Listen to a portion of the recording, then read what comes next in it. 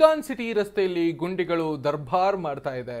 CM Siddaramaiah ಅವರ warning ಬೆನ್ನಲ್ಲೇ ಅಧಿಕಾರಿಗಳು ರೌಂಡ್ಸ್ ಹೊಡಿತಾ ಇದ್ದಾರೆ. ಸಿಲಿಕಾನ್ ಸಿಟಿಯ ರಸ್ತೆಯಲ್ಲಿ ಗುಂಡಿಗಳು ದರ್ಬಾರ್. ಸಿಎಂ ಸಿದ್ದರಾಮಯ್ಯ ವಾರ್ನಿಂಗ್ ಬೆನ್ನಲ್ಲೇ ಅಲರ್ಟ್ ಆಗಿದ್ದಾರೆ ಅಧಿಕಾರಿಗಳು.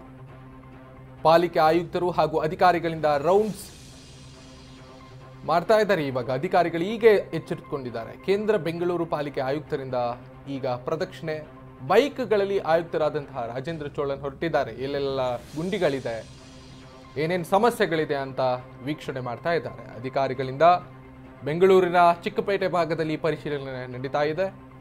ರಸ್ತೆ ಗುಂಡಿಗಳ ಪತ್ತೆಗೆ ಬೈಕ್ ಮೇಲೆ ಸಿಟಿ ರೌಂಡ್ಸ್ ಅನ್ನು ಹೊಡಿತಾ ಇದ್ದಾರೆ. ಸೊ ಈವರೆಗೆ ಅವರಿಗೆ ಗುಂಡಿಗಳು ಕಾಣಿಸ್ತಾ ಇಲ್ಲ. ಗುಂಡಿ ಕಾಣ್ತಿದ್ದಂತೆ ಮುಚ್ಚಿಸಿದ ಅಧಿಕಾರಿಗಳು, ಗುಂಡಿ ಮುಚ್ಚದಿದ್ರೆ ಇಂಜಿನಿಯರ್ಸ್ ವಿರುದ್ಧ ಕ್ರಮ ಕೈಗೊಳ್ಳಲಾಗ್ತದೆ ಅನ್ನುವಂತಹ ಸರ್ಕಾರದ ಆದೇಶದ ಹಿನ್ನೆಲೆಯಲ್ಲಿ ಈಗ ರೌಂಡ್ಸ್ ಹೊಡಿತಾ ಇದ್ದಾರೆ. ನೋಡಿ, ನೀವು ದೃಶ್ಯದಲ್ಲಿ ಗಮನಿಸ್ತಾ ಇದ್ದೀರಿ. ರಾಜೇಂದ್ರ ಚೋಳನ್, GBA ಆಯುಕ್ತ, ಕೇಂದ್ರ ಬೆಂಗಳೂರು ಪಾಲಿಕೆ ಆಯುಕ್ತರಾಗಿರುವಂತಹ ರಾಜೇಂದ್ರ ಚೋಳನ್ ಸಿಟಿ ರೌಂಡ್ಸ್ ಮಾಡ್ತಾ ಇದ್ದಾರೆ. ಇಷ್ಟು ದಿನ ಸಾರ್ವಜನಿಕ ವಲಯದಿಂದ, ವಿಪಕ್ಷಗಳಿಂದ ಭಾರಿ ದೊಡ್ಡ ಮಟ್ಟದಲ್ಲಿ ಆಕ್ರೋಶ ಕೇಳಿ ಬಂದಿತು.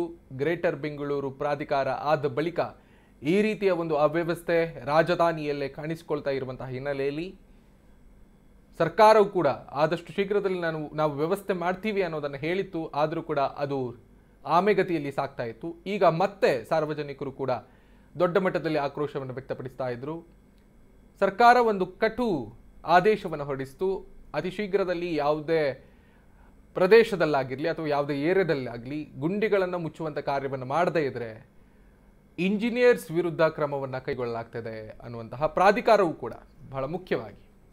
ಸೊ ಆ ಹಿನ್ನೆಲೆಯಲ್ಲಿ ಇವತ್ತು ಬೆಂಗಳೂರು ಕೇಂದ್ರ ಪ್ರಾಧಿಕಾರದ ಆಯುಕ್ತರಾಗಿರುವಂತಹ ರಾಜೇಂದ್ರ ಚೋಳನ್ ಸಿಟಿ ರೌಂಡ್ಸ್ ಮಾಡ್ತಾ ಇದ್ದಾರೆ. ಇದಕ್ಕೆ ಸಂಬಂಧಿಸಿದ ಹಾಗೆ ಮತ್ತಷ್ಟು ಅಪ್ಡೇಟ್ಸ್ ಲಭ್ಯ ಆಗ್ತಾ ಹೋಗ್ತದೆ. ಸಿಲಿಕಾನ್ ಸಿಟಿ ರಸ್ತೆ ಗುಂಡಿಗೆ ಯುವತಿ ಬಲಿಯಾಗಿದ್ದಾರೆ.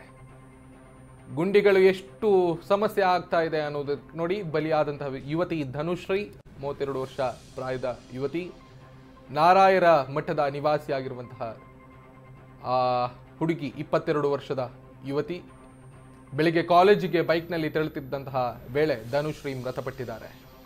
ರಸ್ತೆ ಗುಂಡಿ ತಪ್ಪಿಸಲು ಹೋಗಿ ಟಿಪ್ಪರ್ ಡಿಕ್ಕಿ ಹೊಡೆದಿದೆ. ಸರ್ಕಾರ ಇದನ್ನು ಗಮನಿಸಬೇಕು, ಪ್ರಾಧಿಕಾರ ಇದನ್ನು ಗಮನಿಸಬೇಕು. ರಸ್ತೆಯ ಗುಂಡಿಗಳಿಂದ ಎಷ್ಟೆಲ್ಲ ಸಮಸ್ಯೆಗಳಾಗ್ತಾ ಇದೆ ಅನ್ನೋದನ್ನ. ಟಿಪ್ಪರ್ ನಿಲ್ಲಿಸಿದ ಎಸ್ಕೇಪ್ ಆಗಿರುವ ಚಾಲಕ, ಹಿಟ್ ಅಂಡ್ ರನ್ ಕೇಸ್ ಒಂದು ರೀತಿಯಲ್ಲಿ ಇದು.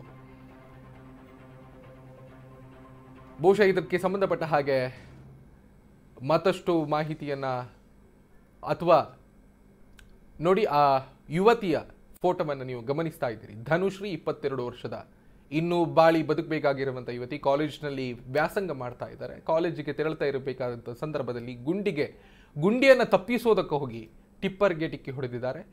ಟಿಪ್ಪರ್ ಚಾಲಕ ಹಿಟ್ ಅಂಡ್ ರನ್ ಮಾಡಿದ್ದಾನೆ ಅನ್ನುವಂತಹ ಮಾಹಿತಿ ಈಗ ಲಭ್ಯ ಆಗ್ತಾ ಇದೆ.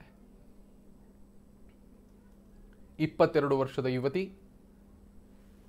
ಸರ್ಕಾರ ಇದನ್ನು ಗಮನಿಸಬೇಕು. ಯಾಕೆ ಒಂದು ರೀತಿಯಲ್ಲಿ ನಿರ್ಲಕ್ಷ್ಯ ಧೋರಣೆಯನ್ನು ತೋರ್ತಾ ಇದೆ ಅನ್ನೋದು ಗೊತ್ತಾಗ್ತಾ ಇಲ್ಲ. ನಿರಂತರವಾಗಿ ಕರ್ನಾಟಕ ನ್ಯೂಸ್ ಬೀಟ್ ಈ ಸಂಬಂಧಪಟ್ಟ ಹಾಗೆ ಸುದ್ದಿಯನ್ನು ಪ್ರಸಾರ ಮಾಡ್ತಾ ಇದೆ. ಯಾಕೆ ಈ ಎಲ್ಲ ವಿಚಾರಗಳು, ಈ ಎಲ್ಲ ಸಮಸ್ಯೆಗಳು ಸರ್ಕಾರಕ್ಕೆ ಕಣ್ಣಿಗೆ ಕಾಣಿಸ್ತಾ ಇಲ್ಲ ಅನ್ನೋದು ಗೊತ್ತಾಗ್ತಾ ಇಲ್ಲ.